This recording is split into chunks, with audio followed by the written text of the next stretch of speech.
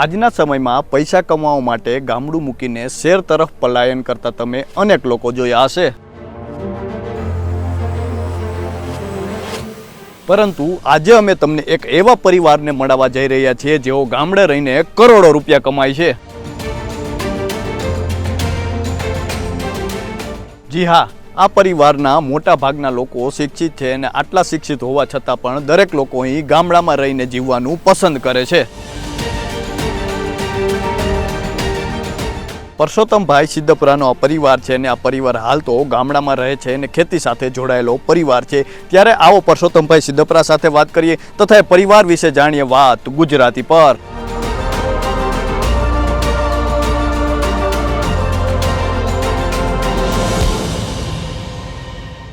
પરસોત્તમભાઈ, સૌપ્રથમ તો વાત ગુજરાતીમાં તમારું ખૂબ ખૂબ સ્વાગત છે।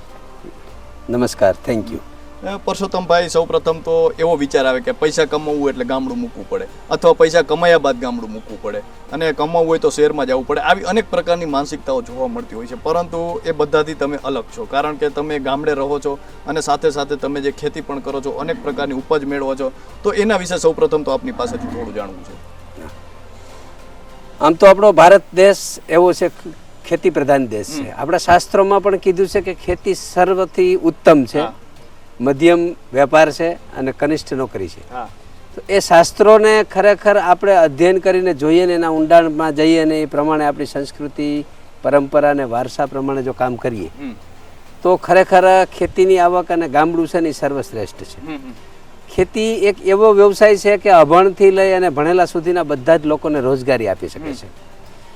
બીજું, ગામડું છે એ રાષ્ટ્રનો પ્રાણ છે। ગામડાઓને મજબૂત રાખશું તો આપણું રાષ્ટ્ર મજબૂત બનશે। આપણા ભારતની આર્થિક ઇકોનોમી ગામડાની ખેતી અને ખેડૂતોના આધારે છે। તો 12મું ધોરણ ભણ્યા પછી એવું લાગ્યું કે મારે ખેતી જ કરવી છે। ખેતી કરતાં કરતાં એવું થયું કે ભાઈ આવું પરમ સુખ ક્યાં મળે। ગામડામાં જે લોકો અત્યારે વસે છે પોતાની જાતને પ્રશ્ન પૂછે કે હું 10-20 હજારમાં રાજકોટ, અમદાવાદ, સુરત જેવા શહેરોમાં નોકરી કરું છું, દીકરીઓ ભણી, દીકરીઓને પણ એમ થયું કે મારે સિટીમાં જ જવું છે, પણ એ પોતાના અંતરાત્માને પૂછે કે ગામડે જ્યાર સુધી રહેતા હતા ત્યારે સુખ હતું કે અત્યારે છે।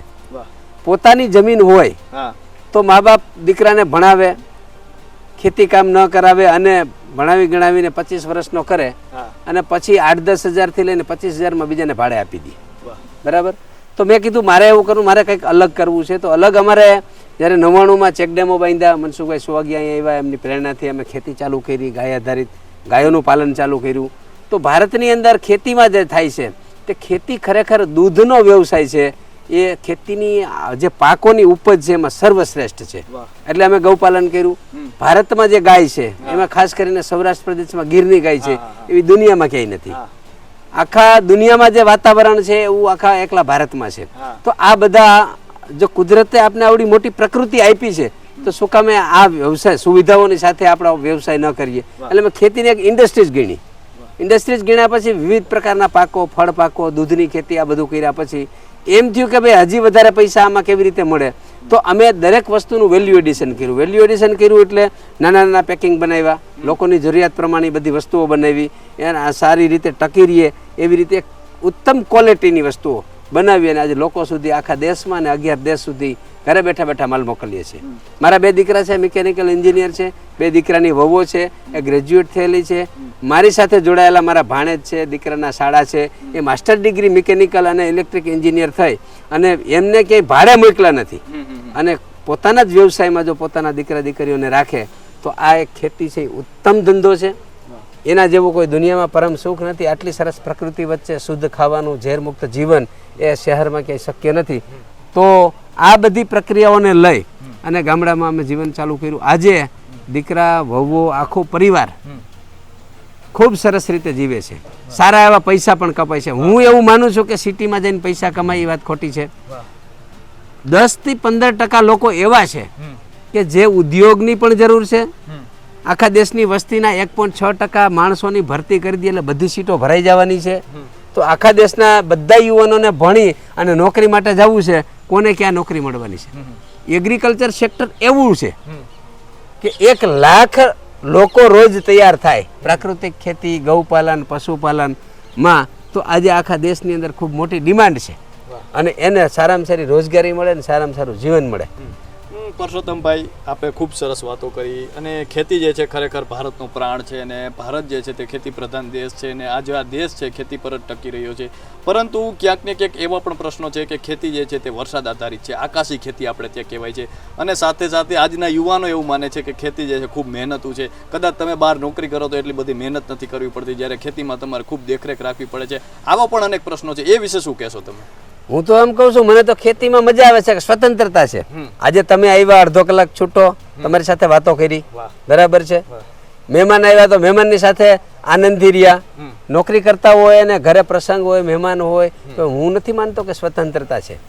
સ્વતંત્રતાનો જો કોઈ બિઝનેસ, ધંધો, વ્યવસાય હોય તો એ ખેતી છે, પશુપાલન છે. લોકો એમ કહે છે કે પશુપાલનમાં ખૂબ મહેનત છે. હું એમ કહું છું કે પશુપાલનમાં મારી 106 ગાયમાં સવારે 2 કલાક, બપોરે 2 કલાક અને સાંજે 2 કલાક, 6 કલાકની અંદર રોજની મારી 200 લીટર દૂધની ઇન્કમ થાય છે.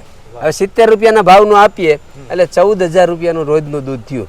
હવે 14,000નું પ્રોડક્શન કરો એટલે એમાં 40% પ્રોફિટ ગમે એમ કરો તો છે, બરાબર છે. તો હવે દુનિયાનો કયો ધંધો એવો છે કે આટલી કલાકની મહેનતમાં કાંઈ ટેન્શન નહીં, બપોરે સૂઈ જવાનું, ટાઢે ટાઢે કામ જવું નહીં, આવો એક વ્યવસાય બતાવો. ખેતી એવી છે કે ખેતીની અંદર સિઝનમાં તમે વાવો, મોસમ હોય ત્યારે ફૂલ કામ હોય છે, બીજાને રોજગારી આપી શકો. દુનિયામાં તમે બીજાને રોજગારી આપો ને એવો બિઝનેસ થાય ને તો દેશ મહાન બને. તમે બીજાને ત્યાં રોજગારી કરવા જાવ તો કેટલા લોકો કરશે? તો એગ્રીકલ્ચર સેક્ટર મેં એવું પસંદ કર્યું છે કે આ દેશના નવયુવાનો આખી દુનિયામાં, હું દુનિયાના 20 દેશ ફરીને આવ્યો છું. હમણાં જ નેધરલેન્ડ જઈને આવ્યો તો ત્યાં બધા ગ્રેજ્યુએશન કર્યા પછી પશુપાલન કરે, ખેતી કરે, દૂધનો વ્યવસાય કરે, પનીર બનાવે, ચીઝ બનાવે અને આખી દુનિયામાં એક્સપોર્ટ કરે. ફૂલની ખેતી કરે તો ફૂલ એક્સપોર્ટ કરે. તો અમે પણ અહીંથી 11 દેશમાં અમારો માલ છે એ મોકલીએ છીએ અને સરસ મજાના આનંદથી જીવન જીવીએ છીએ અને નવી પેઢીને આમાં લગાડી છે. હું તો દેશના યુવાનોને મારી વિનંતી છે કે પ્રકૃતિના ખોળે જઈ જીવન જીવો. દુનિયાની કોઈ ટેકનોલોજી તમને બચાવી નહીં શકે. જ્યારે આફત આવશે ત્યારે તમને પ્રકૃતિ જ બચાવી શકશે, જે હમણાં કોરોના કાળમાં આપણે જોયું છે. પરસોત્તમભાઈ, આપે વિચારધારાની વાત કરી, પ્રકૃતિ સાથે રહેવાની વાત કરી, પરંતુ હવે એ જાણવું છે કે પરસોત્તમભાઈ તેમની પાસે કેટલી ખેતી છે, તેઓ કઈ રીતે ખેતી કરે છે, કેટલી ગાયો છે, તેમના વિશે જાણવું છે. હવે ખેતી અત્યારે જ્યારે હું ખેતીએ વળી ગયો ત્યારે મારી પાસે થોડી એવી ખેતી હતી, 28 વીઘા જમીન હતી. 5 ગાયથી શરૂઆત કરી હતી, આજે 105 ગાય છે.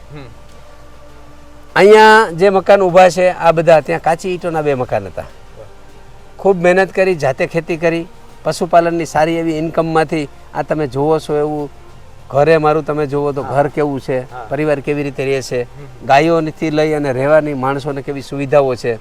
આ એક ઉદ્યોગમાં ન થઈ શકે ને એટલું ખેતીમાં આવક થઈ અને થઈ શકે. અને એવો જો કોઈ વ્યવસાય હોય તો એ ગૌપાલનનો છે અને એમાંથી આ બધું કરી. અને અત્યારે અમારી પાસે મારી બીજી મેં 30 વીઘા જગ્યા વેચાતી લીધી છે અને મિત્ર સર્કલ, અમારા મિત્રોના ગ્રુપની અમે કુલ અત્યારે 100 એકર એટલે 250 વીઘામાં ખેતી કરી રહ્યા છીએ. બધી જ સંપૂર્ણ ગાય આધારિત ખેતી છે એટલે ખેતીમાં ખર્ચો બહુ બિલકુલ ઓછો કરી સારું ઉત્પાદન મેળવી ક્વોલિટી પેકિંગ બનાવીને લોકો સુધી પહોંચાડીએ છીએ. એટલે સામાન્ય ખેડૂત કરતાં અમને 2 થી 3 ગણા વધારે પૈસા મળે છે. આપની ખેતી કઈ રીતે અલગ પડે છે? અમારી ખેતી અમે શરૂઆતમાં જ્યારે 2002માં ચાલુ કરી ગાય આધારિત ખેતી, ત્યારે 1 એકરથી ચાલુ કરી સંપૂર્ણ. પછી એમ થયું કે ભાઈ આ ગાય આધારિત ખેતીમાં ખર્ચ ઓછો છે, ઉત્પાદન સારું થાય છે, લોકોને આપણે સારું આપી શકીએ છીએ, તે આમ ગૌરવથી કહી શકીએ છીએ. પછી બધી જ ખેતી એકસાથે કરી નાખી. અત્યારે છેલ્લા આ 19મું વર્ષ છે. 19 વર્ષથી ડીએપી, યુરિયા, દવા કે હર્બિસાઇડ અમે ખેતરમાં નાખતા નથી. સર્વશ્રેષ્ઠ ઉત્પાદન લઈએ છીએ. બધા જ ઉત્પાદનનું વેલ્યુ એડિશન પ્રોસેસિંગ કરીએ છીએ અને બધું જ અહીંથી ઘરે બેઠા ટેકનોલોજીનો જમાનો છે. એમેઝોન ગોડાઉનમાં બેસીને ધંધો કરે છે, તો આપણે પણ ઘરે બેસી અને આપણો માલ છે એ ભારતના દરેક ઘરે જ્યાં કે ઘીથી લઈને બધી જ વસ્તુ હોમ ડિલિવરી આપીએ છીએ. પરસોત્તમભાઈ, ખૂબ સરસ વાત કરી. અને તમે જે રીતે માલ પહોંચાડો છો, આજે ટેકનોલોજીને પણ સાથે જોડાવવું કેટલું જરૂરી છે, કારણ કે તમે ટેકનોલોજીને પણ સાંકળી લીધી છે. આમાં ટેકનોલોજી દ્વારા તમે તમારો માલ જે છે આજે પહોંચાડો છો, અનેક જગ્યાએ, અનેક વિદેશો સુધી તમે તેની પણ ખેતી વિશે જાણો છો. આજે એ પણ કેટલી જાગૃતતાની જરૂર છે. આજે અનેક ખેડૂતો ખેતી કરતા હોય છે, પરંતુ કદાચ ક્યાંક ને ક્યાંક એટલું બધું જે એનાલિસિસ નથી કરતા હોતા. એ કેટલું જરૂરી છે? ખેડૂત પોતે તો પેલા અભ્યાસુ બને. ખેડૂત પોતાના નિર્ણયના આધારે ખેતી કરતો નથી. એ જે માર્કેટિંગ કરતા પેસ્ટિસાઇડની દુકાનો છે, રાસાયણિક ખાતરોની દુકાનો છે, જે પોતે ખેતી નથી કરતો એ ભલામણ કરે, એ ખાતરો નાખે, એ બિયારણ વાવીને ખેતી કરે છે. પણ આપણી પૂર્વજોની જે ખેતી હતી, પોતાનું સિલેક્શન બિયારણ હતું, પોતાને કેવી રીતે વાવણી કરવી પોતાને ખબર હતી, કેવી રીતે ખાતર નાખવું એને પોતાને ખબર હતી, જમીનની અંદર શું પોષક તત્વો ઘટે છે એ એને ખબર હતી. જો અત્યારનો ટેકનોલોજીનો યુગ છે તો હવે સરળ થઈ ગયું છે કે તમે જમીનનું સોઇલ ટેસ્ટિંગ કરાવો, ખૂટતા પોષક તત્વો જ આપો, વધારાના નાખો છો તો ખર્ચ વધે છે અને ઉત્પાદન ઘટે છે. બીજા નંબરમાં ટેકનોલોજી એટલી બધી સરસ આવી છે, ટેકનોલોજીને સમજીને ઉપયોગ કરો. દાખલા તરીકે હાર્વેસ્ટર પણ એક ટેકનોલોજી છે. તો હાર્વેસ્ટર ચલાવો એટલે વાઢવાની મહેનત ગઈ તો બાયોમાસ થયો, જમીનની અંદર ગયો તો એને બાળવાનું પાપ ન કરો તો ખેતી ક્યારેય નહીં થાય. અમુક સમય આવશે કે ધરતી છે ને એ બંજર બની જશે. જે આપણે પાપ કરી રહ્યા છીએ, રાસાયણિક ખાતર, જંતુનાશક દવાઓ, બાયોમાસ, પશુઓ ન રાખવાના, ઘરનો જે કાંઈ ચારો થાય એ બહાર આપી દેવો અથવા સળગાવી દેવો. તો આ ટેકનોલોજી છે, અમે ટેકનોલોજી વાપરીએ છીએ પણ પ્રકૃતિ છે ને એ મેઇન છે. બાયોડાયવર્સિટી છે ને એ મુખ્ય આમ આધાર સ્તંભ છે કે સૂક્ષ્મ જીવો નહીં હોય તો ક્યારેય ખેતી એ નહીં થાય ને માનવ જીવન એ નહીં જીવી શકાય. એટલે અમે બાયોડાયવર્સિટીને ધ્યાનમાં રાખી અને જે ટેકનોલોજી, ચોમાસામાં ટ્રેક્ટરો ન ચલાવીએ, બળદથી ખેતી કરીએ, તો જ્યાં જેની જરૂર છે ત્યાં યોગ્ય રીતે વાપરો. એનું શું કારણ છે? જ્યારે સમજો કે માનો કે આ પાકો રસ્તો કરી દીધો છે તો વરસાદ પડે તો ક્યાં જશે? વહીને બહાર જશે. અહીંનું પાણી વાં જશે એટલે 2 ગણું થયું, જમીનનું ધોવાણ થશે. જમીનની અંદર જે પાણી ઉતરવું જોઈએ એ પાણી ઉતરતું નથી, જમીન હાર્ડ થઈ જાય છે. હાર્ડ જમીન થઈ જાય એટલે સૂક્ષ્મ જીવો, અળસિયા, બેક્ટેરિયા, ફંગસ, આ બધી જે મૂવમેન્ટ છે એ મૂવમેન્ટ ધીમી પડી જાય છે, જમીન હાર્ડ થઈ જાય છે. અને આપણે પોષક અને તંતુમૂળ છે એ સારી ને ભરભરી જમીન હોય તો એમાં ખૂબ વિકાસ થાય. તંતુમૂળનો વિકાસ થાય તો પાંદડું સારું આવે, પાંદડું સારું આવે એટલે પ્રકાશ સંશ્લેષણની પ્રક્રિયા થાય, એ ફાસ્ટ થાય તો હવાનો જે પ્રદૂષિત કાર્બનને ખેંચે, હવામાંથી સૂર્ય શક્તિને એબ્ઝોર્બ કરે અને છોડ મજબૂત બને અને રોગપ્રતિકારક શક્તિ એમાં વધે. જો જમીન હાર્ડ થઈ જાય, બંજર થઈ જશે, એકદમ છીપરા જેવી થઈ જાય તો પાણી પણ જશે, જમીનનું ધોવાણ પણ થશે. સૂક્ષ્મ જીવોનું જે એક્ટિવિટી છે, ખેતી આપણે નથી કરતા, ખેતી સૂક્ષ્મ જીવો કરે છે. કુદરતે જે નિર્માણ કરેલી ફોજ કરે છે, તો એ ફોજને રહેવામાં આપણે કેમ સારી સુવિધા જોઈએ તો જમીનની અંદર એને પણ સારી સુવિધા જોઈએ છે. આ બધું જ સમન્વય સાથે કરો એટલે પ્રકૃતિનું વિજ્ઞાન, માનવ જીવનમાં ગાયની ઉપયોગિતા અને આપને કુદરતે આપેલા જન્મના જીવન મૂલ્યો, આનું ધ્યાન રાખીને તમે ખેતી કરો અને જીવન જીવો તો દુનિયામાં આના જેવી કોઈ સુખ, સગવડતા કે પ્રાપ્તિ નથી. પરસોત્તમભાઈ, તમે અત્યારે કયા પાકની ખેતી કરો છો? શું વાવ્યું છે અત્યારે? અમે અત્યારે લગભગ જુદા વિવિધ પ્રકારના 40 પ્રકારની ખેતી કરીએ છીએ. 40 પ્રકાર? હા. એમાં અત્યારે મુખ્ય અમારો જો ખેતીની અંદરનો મુખ્ય વ્યવસાય હોય તો ગૌપાલન, દૂધમાંથી ઘી, માખણ, પનીર, પેંડા જેવી વિવિધ, અને ઘીમાંથી બનતી પાછી મીઠાઈઓ આ બનાવીએ. હા, અમે જાતે જ બનાવીએ છીએ. પછી જ્યારે બીજી ખેતી આવી તો અમે ફળની ખેતી કરી છીએ. માનો કે આગળ મેક્સ મેલન એટલે ટેટીની ખેતી છે, તરબૂચની ખેતી કરીએ છીએ, પપૈયા છે, શેરડી છે, સીતાફળ છે, આવા વિવિધ પ્રકારના ફળ પાકોની ખેતી કરીએ છીએ. બીજા અત્યારે અનાજની ખેતી કરીએ છીએ, જુવાર, બાજરી, મકાઈ, ઘઉં જેવા વિવિધ અનાજની ખેતી કરીએ છીએ. ત્યાર પછી જે કઠોળ છે તો કઠોળ બધી જ પ્રકારના કઠોળ છે, તુવેરથી લઈ અને મગ, અડદ, ચણા, આ બધી તુવેરની ખેતી એ કરીએ છીએ. ઘાસચારાની જુદી જુદી પ્રકારની ખેતી કરીએ છીએ જે ગાયોને પણ જરૂરી છે. તો આમ કુલ મળીને લગભગ આખા વર્ષની સિઝનના પાકો ગણીએ તો 40 પ્રકારના પાકની ખેતી કરીએ છીએ. પરસોત્તમભાઈ, આપણી જે વિષય છે, આપણો જે વાત છે કે એ જ છે, કારણ કે અત્યારે તમે જે આટલી બધી ખેતી કરો છો, અત્યારે જમીન મૂકીને અત્યારે શહેર તરફ દોટ મેલે છે. અમે અનેક ગામડાઓમાં ફરતા હોઈએ છીએ, વડીલો સાથે વાતો કરતા હોઈએ છીએ કે અત્યારના યુવાનોને કેમ રસ નથી, પરંતુ એમનું કહેવું છે કે જો ગામડે રહે છે તો સગાઈ નથી થતી, અથવા યુવાનોને ખેતીમાં ઓછો રસ છે, પરંતુ તમે અહીં રહીને આટલા રૂપિયા કમાવો છો, આ કદાચ એમને જાણ નથી. તો એ વિશે શું કહેશો તમે? તમે જે પ્રશ્ન પૂછ્યો છે, અત્યારે વર્તમાન સમાજમાં બહુ મોટી સમસ્યા છે. મને પણ કહેતા કે તારામાં અકલ નથી. મેં કીધું કેમ? કે દીકરાઓને તે અહીંયા રાખ્યા છે અને બહાર મોકલતો એની સગાઈ થઈ જાય. એટલે મેં કીધું સગાઈને તો હજી વાર છે. તો મેં કીધું ક્યાં સિટીમાં મોકલું તો મને ગમતી અમારા પરિવારને લાયક દીકરી આપે એવું પ્રમાણપત્ર છે. તો એની પાસે એનો જવાબ નહોતો. આજે કોઈ પણ પાસે એવો જવાબ નથી.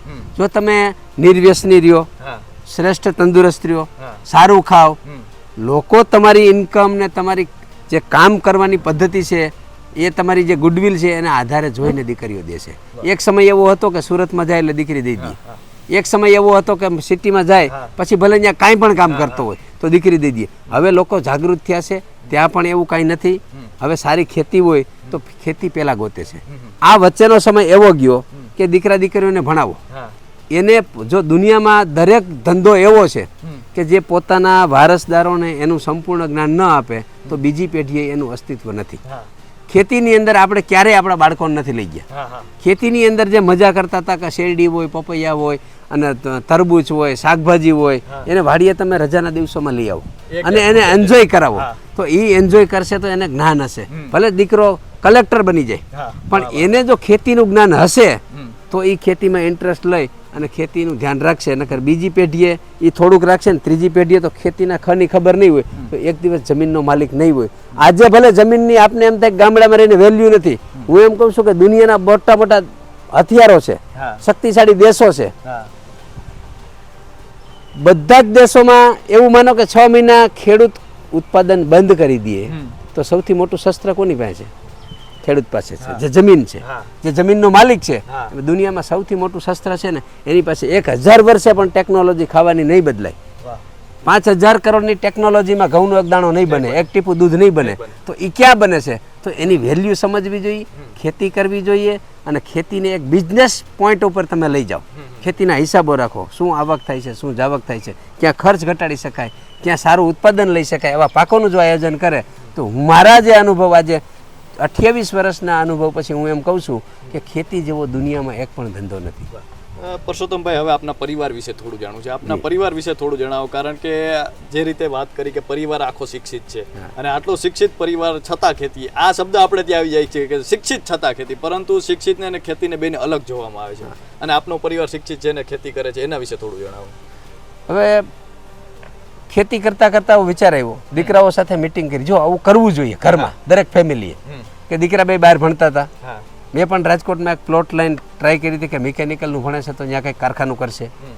જ્યારે એનું ભણતર પૂરું થવાનું આવ્યું તો નાના નાના આટલા હતા ને ત્યારથી હું એને અળસિયાનું ખાતર નખાવતો, ખેતીમાં લઈ જતો, ખેતીના તાજા ફળ પાકેલા તોડીને ખવડાવતો, મારી સાથે હંમેશાને માટે ગાયો દોડાવતો, એની સાથે હતા. એમને પૂછ્યું કે તમારે સુખી થવું છે, ગુલામી કરવી છે, તમને ડાયરેક્ટ સરકારી નોકરી મળે ક્લાસ 1 ક્લાસ 2 ઓફિસરની નોકરી કરો, કંઈ વાંધો નહીં, એની દેશને જરૂર છે. પણ તમે મિડલ ક્લાસ છો, તમને ક્યાંય પ્રાઇવેટ સેક્ટર સિવાય ક્યાંય નોકરી નથી તો તમે ત્યાં જઈને 10 થી લઈને 20,000 રૂપિયામાં કામ કરશો.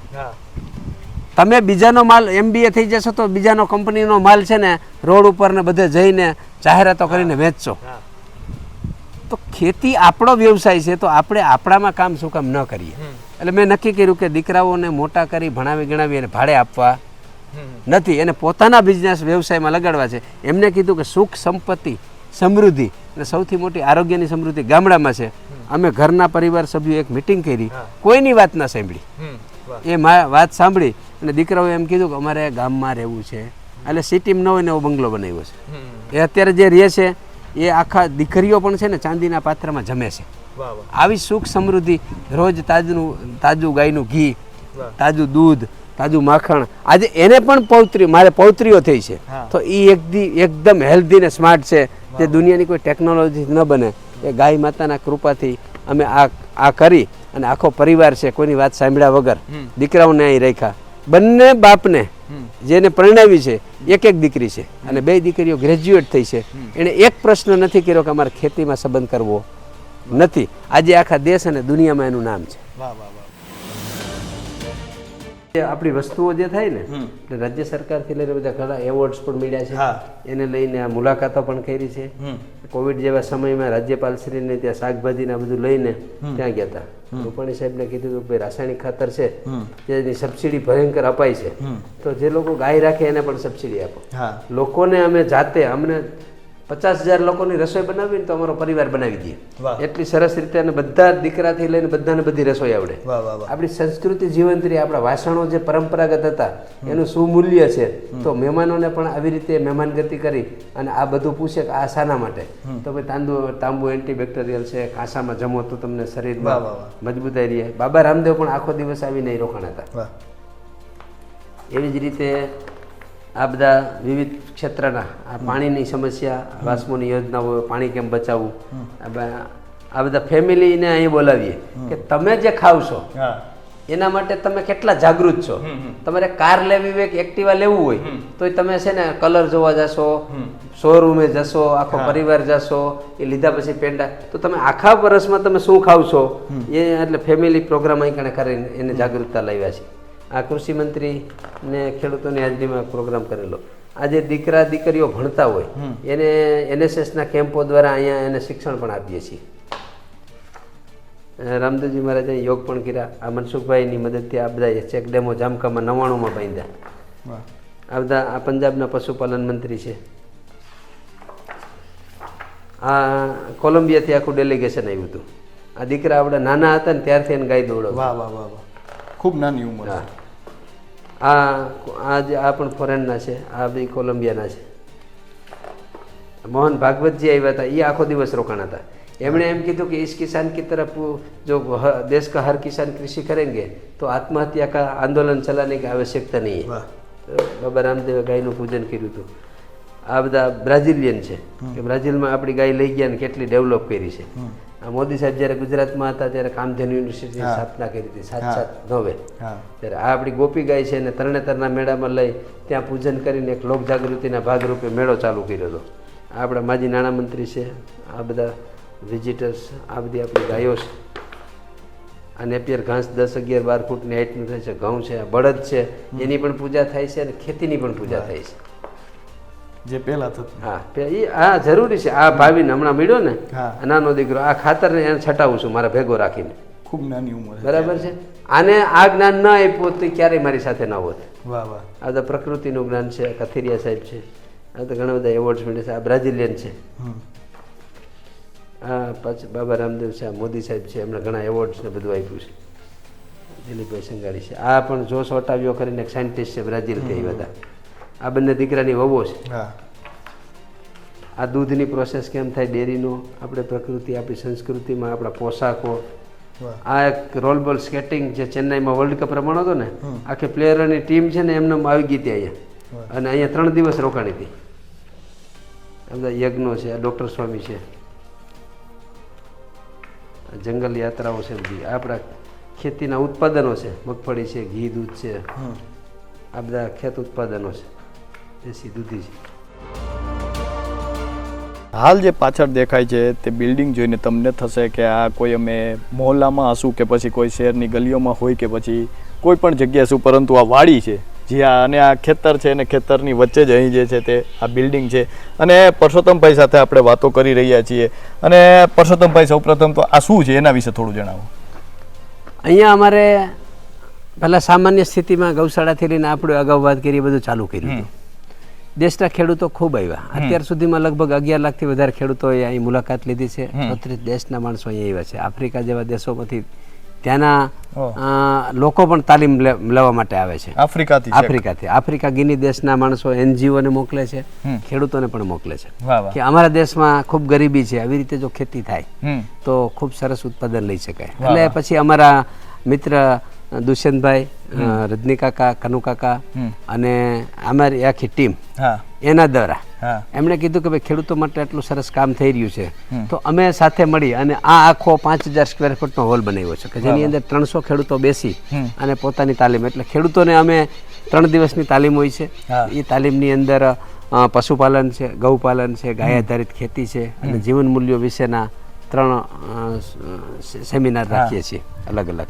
બીજું અમારે આ દેશની અંદર આટલા પોષણયુક્ત અનાજ, 100થી વધારે પાકો, ફળ જે બધું થાય છે, લાખો પ્રકારની ઔષધિઓ, અને છતાં પણ બાળકો કેમ કુપોષિત જન્મે છે કે જે આપણા શાસ્ત્રને ભૂલ્યા છીએ, આપણા આયુર્વેદને ભૂલ્યા છીએ, આપણા ખોરાકને ભૂલ્યા છીએ, એના કારણે આ પરિસ્થિતિ છે. એના માટે અમે ગર્ભવિકાસ સંસ્કાર કેન્દ્ર પણ ચલાવીએ છીએ અને એના એક મોડેલ સ્વરૂપે અમે 50 ગામની અંદર 100 બહેનો અને બાળકોને કુપોષિતને અહીંથી અમારો ઈરાદા રથ આપણે પાછળ જોયો તે પોષણ આપવા પણ ત્યાં જાય છે. બીજું, આ દેશના યુવાનોને ખૂબ જ રોજગારી માટેની જરૂરિયાત છે તો અમે ખેત ઓજારો છે, ખેતી છે, વિવિધ પ્રકારની અનેક સ્કિલ એટલે જે ટેકનોલોજી આધારિત વ્યવસાયો શીખડાવી અને પોતે રોજગાર પણ કરે છે, જે મોટા ભાગે ખેતીમાં વધારેમાં વધારે ઉપયોગ હોય છે. તો આ બધાની અહીં તાલીમ આવે છે. જે લોકો ભણે છે, હવે સરકાર પણ પંચ પ્રકલ્પમાં બાયોડાયવર્સિટી, ગાય આધારિત ખેતી, એ બધું જે વિષયો લાવી છે, તો એ વિષયોની તાલીમ પણ અહીં થાય છે. વિદ્યાર્થીઓ પણ આવે છે. હમણાં જ 8 તારીખે અમારા 50 શિક્ષકો પણ આવે છે, જે ઇકોના વિષય ઉપર કે પ્રકૃતિનું વિજ્ઞાન શું કહે છે.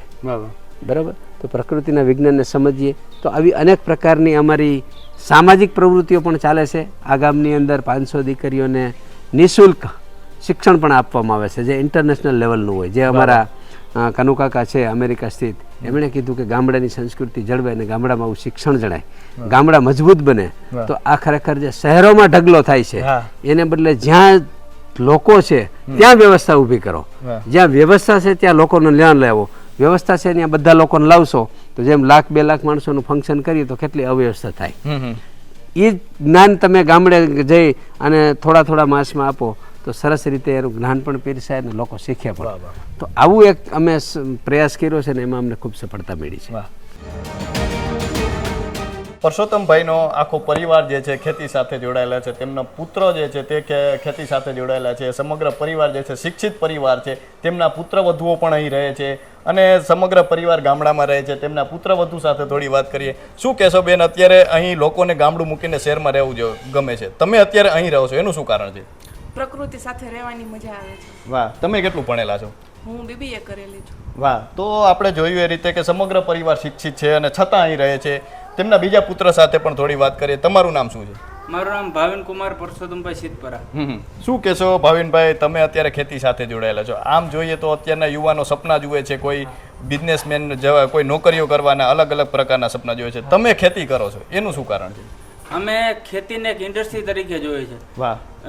જો કે આપણે ઘઉંનું પાક પ્રોડક્શન કરીએ, મગનું કરીએ, એનું વેલ્યુ એડિશન કરીને આ રીતનું વેક્યુમ પેક આપણે પેકિંગ કરીને આપીએ છીએ માર્કેટમાં, જે લોકોને 2 વર્ષ સુધી ખરાબ ન થાય અને સારી પ્રોડક્ટ ઘરે મળે. બાજરો છે, ઘઉં છે, જુવાર છે અને વિવિધ પ્રકારના કઠોળ અને કઠોળની દાળ. શું કહેશો, તમે કેટલું ભણેલા છો? મેં ડિપ્લોમા મિકેનિકલ કરેલું છે. હવે શું તમે ભવિષ્યમાં શું કરવા માંગશો? કારણ કે તમે જે પ્રકારની ખેતી કરો છો અલગ પડે છે એ ખેતી. હવે ભવિષ્યમાં શું કરવા ઈચ્છો છો? ભવિષ્યમાં હજી આનું જે પ્રચાર કરવા માંગે છે કે જે લોકો પ્રાકૃતિક ખેતી તરફ આગળ કેવી રીતે વધે, વધુમાં વધુ લોકોને જોડવા માંગે છે અને આ પ્રકારનું વેલ્યુ એડિશન કરીને અને જે માર્કેટમાં જે મટીરિયલ મૂકે છે એના કરતાં સારો ભાવ મળે અને વેલ્યુ એડિશન કરીને વેચે એટલે 20 થી 30% ખેડૂતોને સારો ભાવ મળે અને ખેડૂતની આવક વધે. શું કહેશો, પિતા સાથેના સંબંધો કહેવાય છે. આજના પિતા પુત્રનો આ અલગ જે રૂપ કહેવાય કે પિતા પુત્ર સાથે મળીને ખેતી કરે છે. કેટલું અત્યારે જરૂરી છે આજના યુવાનોએ પોતાની ખેતી સંભાળવી, કેટલી જરૂરી છે? અત્યારે જો ટ્રેન્ડ ચાલ્યો છે કે સિટીમાં રહેવું.